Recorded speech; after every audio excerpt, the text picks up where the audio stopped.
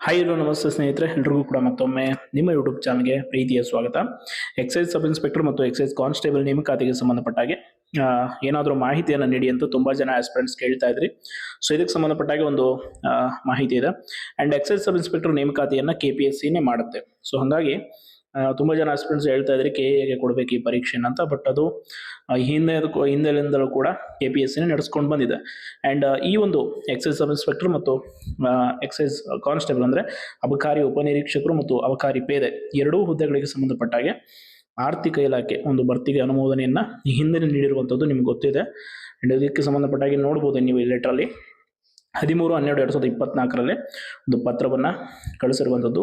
And ಇದರಲ್ಲಿ mention ಮಾಡಿದ್ದಾರೆ ಅಬಕಾರಿ ಇಲಾಖೆಯಲ್ಲಿನ ಅಬಕಾರಿ ಉಪನಿರೀಕ್ಷಕರು ಮತ್ತು ಅಬಕಾರಿ ಪೇದೆ ವೃಂದದಲ್ಲಿ ಖಾಲಿ ಇರುವ ಹುದ್ದೆಗಳನ್ನು ನೇರ ನೇಮಕಾತಿ ಮೂಲಕ ಭರ್ತಿ ಮಾಡುವ ಕುರಿತು ಅಂತೇಳಿ ಒಟ್ಟು ಅಬಕಾರಿ ಉಪನಿರೀಕ್ಷಕರು ಅಂದರೆ ಎಕ್ಸೈಸ್ ಸಬ್ ಇನ್ಸ್ಪೆಕ್ಟರ್ 113 ಮತ್ತೆ ಇನ್ನೊಂದು 132 ಅಂದರೆ 2 ಸಾಲಿನ 2024-25 ಮತ್ತು 25-26 ಎರಡರಲ್ಲೂ ಖಾಲಿ ಇರುವಂಥ 265 ಎಕ್ಸೈಸ್ ಸಬ್ ಇನ್ಸ್ಪೆಕ್ಟರ್ ಮತ್ತು 942 ಎಕ್ಸೈಸ್ ಕಾನ್ಸ್ಟೇಬಲ್ ಒಟ್ಟಾರೆಯಾಗಿ 1207 ಹುದ್ದೆಗಳ ಭರ್ತಿಗೆ ಈ ಹಿಂದೆನೇ ಅನುಮತಿ ಸಿಕ್ಕಿದೆ. ಸೊ ಹಾಗಾಗಿ ಯಾರೆಲ್ಲ ಎಕ್ಸೈಸ್ ಕಾನ್ಸ್ಟೇಬಲ್ ಮತ್ತು ಎಕ್ಸೈಸ್ ಸಬ್ ಇನ್ಸ್ಪೆಕ್ಟರ್ ಹುದ್ದೆಗಳಿಗೆ ತಯಾರಿಯನ್ನು ನಡೆಸ್ತಾ ಇದ್ರೆ, ಸೊ ನೀವು ಆದಷ್ಟು ಪ್ರಿಪರೇಷನ್ ಚೆನ್ನಾಗಿ ಮಾಡ್ಕೊಳ್ಳಿ. ಕಾರಣ ಈ ಒಂದು ಒಳ ಮೀಸಲಾತಿ ಎಲ್ಲ ಪ್ರಕ್ರಿಯೆ ಮುಗಿದ ತಕ್ಷಣವೇ KPSCಯಿಂದ ಈ ಒಂದು ನೋಟಿಫಿಕೇಶನ್ ಅನ್ನು ನಿರೀಕ್ಷೆ ಮಾಡಬಹುದು.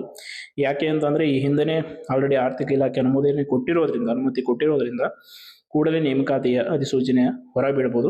ಅಂದ ಹಾಗೆ ಎಕ್ಸೈಸ್ ಸಬ್ ಇನ್ಸ್ಪೆಕ್ಟರ್ ಪರೀಕ್ಷೆಗೆ ಸಂಬಂಧಪಟ್ಟ ಹಾಗೆ ನಿಮ್ಮ ಒಂದು ತಯಾರಿ ಯಾವ ರೀತಿ ಇರಬೇಕು ಅಂಡ್ ಸಿಲೆಬಸ್ ಏನೇನಿರುತ್ತೆ, ಏಜ್ ಲಿಮಿಟ್ ಯಾವ ರೀತಿ ಇರುತ್ತೆ ಅನ್ನೋದ್ರ ಬಗ್ಗೆ ತುಂಬಾ ಜನ ಮಾಹಿತಿ ಕೇಳಿದ್ರು. ಸೊ ಹಂಗಾಗಿ ಈ ಒಂದು ಪರೀಕ್ಷೆ ಸಿಲೆಬಸ್ ಮತ್ತು ಏಜ್ ಲಿಮಿಟ್ ಅನ್ನ ತಿಳಿಯೋಣ ಬನ್ನಿ. ಅಂದ ಹಾಗೆ ಎಕ್ಸೈಸ್ ಸಬ್ ಇನ್ಸ್ಪೆಕ್ಟರ್ ಹುದ್ದೆಗೆ ಸಂಬಂಧಪಟ್ಟಾಗೆ ನಿಮಗೆ ಎಕ್ಸಾಮ್ ಪ್ಯಾಟರ್ನ್ ಯಾವ ರೀತಿ ಇರುತ್ತೆ ಅಂತ ನೋಡ್ಬೋದು. ಮೊದಲನೇದಾಗಿ ನಿಮಗೆ ಇಲ್ಲಿ ಪೇಪರ್ 1 ಏನಿರುತ್ತೆ ಅಂತಂದ್ರೆ ಡಿಸ್ಕ್ರಿಪ್ಟಿವ್ ಟೈಪ್ ಇರುತ್ತೆ. ಅಂದರೆ ನಿಮಗೆ ಇಲ್ಲಿ ಬರೆಯುವಂಥದ್ದು ಇರುತ್ತೆ. ಪೇಪರ್ 1ನಲ್ಲಿ ಎಸ್ಸೆ ರೈಟಿಂಗ್ ಮತ್ತು ಟ್ರಾನ್ಸ್ಲೇಷನ್ ಎರಡೂ ಸೇರಿ 50 ಮಾರ್ಕ್ಸ್ಗೆ ಇರುತ್ತೆ. ಅಂದರೆ ಎಸ್ಸೆ ರೈಟಿಂಗಲ್ಲಿ ನಿಮಗೆ 30 ಅಂಕಗಳಿಗೆ ಕೇಳಲಾಗುತ್ತೆ. ಈ ಒಂದು ಎಕ್ಸೈಸ್ ಸಬ್ ಇನ್ಸ್ಪೆಕ್ಟರ್ ಪರೀಕ್ಷೆಯಲ್ಲಿ 30 ಅಂಕಗಳಿಗೆ ನೀವು ಎಸ್ಸೆ ಬರೀಬೇಕಾಗುತ್ತೆ. And Kannada to English translation 10 ಮಾರ್ಕ್ಸ್ಗೆ and English to Kannada translation 10 marks ಇರುತ್ತೆ. ಇಲ್ಲಿ ಇನ್ನೊಂದು ಏನಿರಲ್ಲ ಅಂದರೆ ಸಂಕ್ಷಿಪ್ತ ಬರವಣಿಗೆ ಇರಲ್ಲ. As it is same PSI ರೀತಿನೇ ನಿಮಗೆ ಇಲ್ಲಿ ಪೇಪರ್ ಇರುತ್ತೆ. ಬಟ್ ಎಕ್ಸೈಸ್ ಸಬ್ ಇನ್ಸ್ಪೆಕ್ಟರ್ ಅಲ್ಲಿ ನಿಮಗೆ ಒಂದು ಸಂಕ್ಷಿಪ್ತ ಬರವಣಿಗೆ ಇರಲ್ಲ. ಓನ್ಲಿ ಎಸ್ಸೆ ರೈಟಿಂಗ್ ಮತ್ತು ಟ್ರಾನ್ಸ್ಲೇಷನ್ ಇರುತ್ತೆ. ಇಂಗ್ಲೀಷ್ ಟು ಕನ್ನಡ ಟ್ರಾನ್ಸ್ಲೇಷನ್ 10 ಮಾರ್ಕ್ಸ್ಗೆ, ಕನ್ನಡ ಟು ಇಂಗ್ಲೀಷ್ ಟ್ರಾನ್ಸ್ಲೇಷನ್ 10 ಮಾರ್ಕ್ಸ್ಗೆ ಇರುತ್ತೆ. ಆ್ಯಂಡ್ ಎಸ್ಸೆ ರೈಟಿಂಗ್ಗೆ 30 ಮಾರ್ಕ್ಸ್ ಇರುತ್ತೆ. ಸೊ ಎಸ್ಸೆ ರೈಟಿಂಗನ್ನು ನೀವು ತುಂಬ ಹೆಚ್ಚು ಹೊತ್ತು ಕೊಡಬೇಕಾಗುತ್ತೆ. ಕಾರಣ 30 ಅಂಕಗಳು ನೀವು ಇಲ್ಲಿ ನಿಮ್ಮ ನಿರ್ಣಾಯಕವಾಗಿ ಪಾತ್ರವನ್ನು ವಹಿಸುತ್ತೆ ಈ ಪೇಪರಲ್ಲಿ.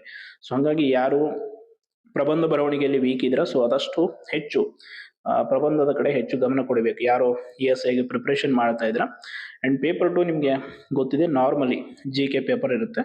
ಸೊ ಇಲ್ಲಿ ನಿಮಗೆ 100 ಕ್ವೆಶನ್ಗಳು 1.5 ಮಾರ್ಕ್ಸ್, ಟೋಟಲ್ 150 ಮಾರ್ಕ್ಸ್ಗೆ.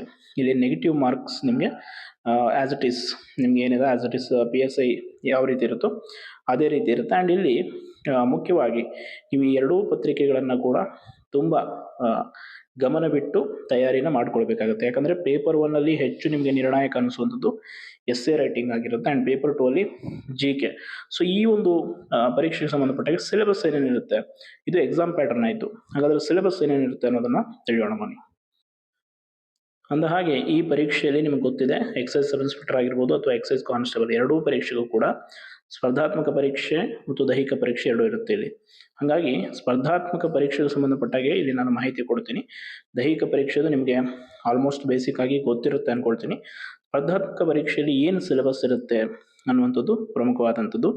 ಸೊ ಪೇಪರ್ 1 ನಿಮಗೆ ಗೊತ್ತಿದೆ, ಇದರಲ್ಲಿ 2 ಭಾಗಗಳಿರುತ್ತೆ. ಅಂದರೆ ನಿಮ್ಗೆ ಆಲ್ರೆಡಿ ಹೇಳಿದೆ 30 ಅಂಕಗಳಿಗೆ ಪ್ರಬಂಧ ಬರವಣಿಗೆ, 20 ಅಂಕಗಳಿಗೆ ಭಾಷಾಂತರ ಅಂದರೆ ಟ್ರಾನ್ಸ್ಲೇಷನ್ ಇರುತ್ತೆ. ಆ್ಯಂಡ್ ಪೇಪರ್ 2 ಅಲ್ಲಿ ಸಾಮಾನ್ಯ ಅಧ್ಯಯನ, ಇದರಲ್ಲಿ ಸಾಮಾನ್ಯ ಜ್ಞಾನ ಆಗಿರ್ಬೋದು, ವಿಜ್ಞಾನ, ಭೂಗೋಳ, ಇತಿಹಾಸ, ಸಂವಿಧಾನ, ರಾಷ್ಟ್ರೀಯ ಮತ್ತು ಸ್ವಾತಂತ್ರ್ಯ ಚಳವಳಿ ಮತ್ತು ಸಾಮಾನ್ಯ ಮಾನಸಿಕ ಸಾಮರ್ಥ್ಯಗಳಿಗೆ ಸಂಬಂಧಪಟ್ಟಾಗ ಪ್ರಶ್ನೆಗಳಿರುತ್ತೆ. ಇದು ಬಹು ಆಯ್ಕೆ ಮಾದರಿಯ ಪತ್ರಿಕೆ ಆಗಿರುತ್ತೆ ಪೇಪರ್ 2.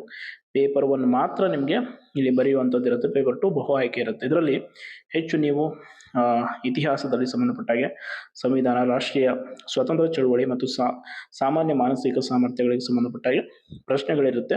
ಹಾಗಾಗಿ ಇದು ಪದವಿ ಮಟ್ಟದ ಪರೀಕ್ಷೆ. ನಿಮ್ಗೆ ಗೊತ್ತಿರ್ಬೋದು, ಎಕ್ಸೈಸ್ ಸಬ್ ಇನ್ಸ್ಪೆಕ್ಟರ್ ಹುದ್ದೆಗೆ ಅರ್ಜಿ ಸಲ್ಲಿಸಬೇಕಂದ್ರೆ ಮಿನಿಮಮ್ ನೀವು ಡಿಗ್ರಿ ಪಾಸ್ ಆಗಿರಬೇಕು. ಹಾಗಾಗಿ ಇದು ಪದವಿ ಮಟ್ಟದಾಗಿರೋದ್ರಿಂದ ಆಲ್ಮೋಸ್ಟ್ ನಿಮ್ಗೆ ಗೊತ್ತಿದೆ, GK ಟಫ್ ಇರುತ್ತೆ. ಸ್ವಲ್ಪ ಚೆನ್ನಾಗಿ ಪ್ರಿಪ್ರೇಷನ್ ಮಾಡ್ಕೊಳ್ಬೇಕಾಗತ್ತೆ. ಇಲ್ಲಿ ಯಾವ ಯಾವ ಪತ್ರಿಕೆಗೆ ಅನುಸಾರವಾಗಿ ಏನೆಲ್ಲ ಪುಸ್ತಕಗಳನ್ನು ಓದಬೇಕು ಆ್ಯಂಡ್ ಪ್ರೀವಿಯಸ್ ಇಯರ್ ಕ್ವಶನ್ ಪೇಪರ್ಸನ್ನು ನೀವು ಅತಿ ಹೆಚ್ಚು ಸಾಲ್ವ್ ಮಾಡಿದ್ರಿ ಅಂತಂದರೆ ನಿಮಗೆ ಒಂದು ಐಡಿಯಾ ಸಿಗುತ್ತೆ. ಇದರಲ್ಲಿ ಪೇಪರ್ 1 ತುಂಬ ಇಂಪಾರ್ಟೆಂಟ್ ಆಗಿರೋದ್ರಿಂದ ಪೇಪರ್ 2 ಕೂಡ ನೀವು ಜಾಸ್ತಿ ಗಮನ ಕೊಡಬೇಕು. ಬಟ್ ಪೇಪರ್ 1 ಪ್ರಬಂಧಕ್ಕೆ ಹೆಚ್ಚು ಮಹತ್ವ ಕೊಡಬೇಕಾಗುತ್ತೆ. ಯಾಕಂದರೆ 30 ಅಂಕಗಳು ನೀವು ಇಲ್ಲಿ ನಿರ್ಣಾಯಕವಾಗಿ ತೆಗೆದುಕೊಳ್ಳಲೇಬೇಕು. ಒಟ್ಟಾರೆಯಾಗಿ ಎಕ್ಸೈಸ್ ಸಬ್ ಇನ್ಸ್ಪೆಕ್ಟರ್ ಹುದ್ದೆಗೆ ಸಂಬಂಧಪಟ್ಟ ಹಾಗೆ ಸ್ಪರ್ಧಾತ್ಮಕ ಪರೀಕ್ಷೆಯಲ್ಲಿ ಈ ರೀತಿಯಾದಂಥ ಒಂದು ಸಿಲೆಬಸ್ ಇರುತ್ತೆ ನಿಮಗೆ. ಇನ್ನೂ ಹೆಚ್ಚಿನ ಮಾಹಿತಿ ಬೇಕು ಅಂತಂದರೆ ನೀವು ಇದ್ರ ಬಗ್ಗೆ ನಾನು ತಿಳಿಸ್ತೀನಿ. Old previous year question papers ಕೂಡ ನಿಮಗೆ ಸಾಲ್ವ್ ಮಾಡಿ ಮಾಹಿತಿಯನ್ನು ತಿಳಿಸ್ಕೊಡ್ತೀನಿ ಅಂತ ಹೇಳ್ತಾ, ಆ್ಯಂಡ್ ನೆಕ್ಸ್ಟು ಈ ಪತ್ರಿಕೆಯ ಒಂದು ವಿಚಾರಕ್ಕೆ ಸಂಬಂಧಪಟ್ಟ ಇನ್ನಷ್ಟು ಮಾಹಿತಿಯನ್ನು ತಿಳಿಸ್ತೀನಿ. ಆ್ಯಂಡ್ ಇಲ್ಲಿ ಇನ್ನೊಂದು ವಿಚಾರ ಅಂತಂದರೆ ಈ ಒಂದು age limit exercise sub inspector ಹುದ್ದೆಗೆ ಸಂಬಂಧಪಟ್ಟಾಗೆ GM ಕ್ಯಾಂಡಿಡೇಟ್ಸ್ಗಳಿಗೆ 21ರಿಂದ 26 ವರ್ಷ, ಮಿನಿಮಮ್ 21 ಆಗಿರಬೇಕು, ಮ್ಯಾಕ್ಸಿಮಮ್ 26. ಬಟ್ ಏಜ್ ರಿಲ್ಯಾಕ್ಸೇಷನ್ ಕೊಡ್ತಾರಾ ಇಲ್ವಾ ಅನ್ನುವಂಥದ್ದು ಅದು ನಿಮ್ಗೆ ಗೊತ್ತಿದೆ. ಈಗಾಗಲೇ ಸರ್ಕಾರದಿಂದ ಏಜ್ ರಿಲ್ಯಾಕ್ಸೇಷನ್ ಅನೌನ್ಸ್ ಆಗಿದೆ. ಸೊ ಇದು ಅನ್ವಯ ಆಗುತ್ತೆ. And 3A 3B 2A 2B ಅವರಿಗೆ 21, ಮಿನಿಮಮ್ 29, ಮ್ಯಾಕ್ಸಿಮಮ್. ಕ್ಯಾಟಗರಿ 1 ಮತ್ತು SC/ST ಅಭ್ಯರ್ಥಿಗಳಿಗೆ 21ರಿಂದ 31 ವರ್ಷ ವಯೋಮಿತಿವರೆಗೂ ಕೂಡ ಈ ಒಂದು ಎಕ್ಸೈಸ್ ಸಬ್ ಇನ್ಸ್ಪೆಕ್ಟರ್ ಪರೀಕ್ಷೆಯನ್ನು ಬರೀಬೋದು. ಬಟ್ GM ಅವ್ರಿಗೆ ಮಿನಿಮಮ್ 21ಇಂದ ಮ್ಯಾಕ್ಸಿಮಮ್ 26 ಇದೆ. 2A 2B 3A 3B ಅವ್ರಿಗೆ 29ವರೆಗೂ ಕೂಡ ಈ ಪರೀಕ್ಷೆಯನ್ನು ನೀವು ಅಟೆಂಡ್ ಮಾಡ್ಬೋದು. ಇನ್ನು ಕ್ಯಾಟಗರಿ 1 SC/ST ಅಭ್ಯರ್ಥಿಗಳಿಗೆ 31. ಸೊ ಯಾರ್ದೆಲ್ಲ ಈಗ ಏಜ್ ಲಿಮಿಟ್ ಇದೆ ಖಂಡಿತವಾಗಿ ಈ ಅವಕಾಶವನ್ನು ಬಳಸ್ಕೊಳ್ಳಿ. ಈ ಬಾರಿನ ನೋಟಿಫಿಕೇಶನ್ ಅವಕಾಶವನ್ನು. ಏಜ್ ಲಿಮಿಟ್ ಇಲ್ಲದೆ ಇರುವಂಥವರಿಗೆ ನಿಮ್ಗೆ ಗೊತ್ತಿದೆ ಏಜ್ ರಿಲ್ಯಾಕ್ಸೇಷನ್ ಈ ಬಾರಿ ಕೊಡ್ತಾರೆ. ಆಲ್ರೆಡಿ ಸರ್ಕಾರ ಅದು ಅನೌನ್ಸ್ ಮಾಡಿದೆ. ಸೊ ಅದರ ಅನುಸಾರವಾಗಿ ನಿಮ್ಮ ಏಜ್ ಲಿಮಿಟ್ ಕ್ಯಾಲ್ಕುಲೇಷನನ್ನು ಮಾಡಿಕೊಂಡು ನೀವು ಅಪ್ಲಿಕೇಶನ್ ಹಾಕ್ಬೋದು ಅಂತ ಹೇಳ್ತಾ ಧನ್ಯವಾದಗಳು.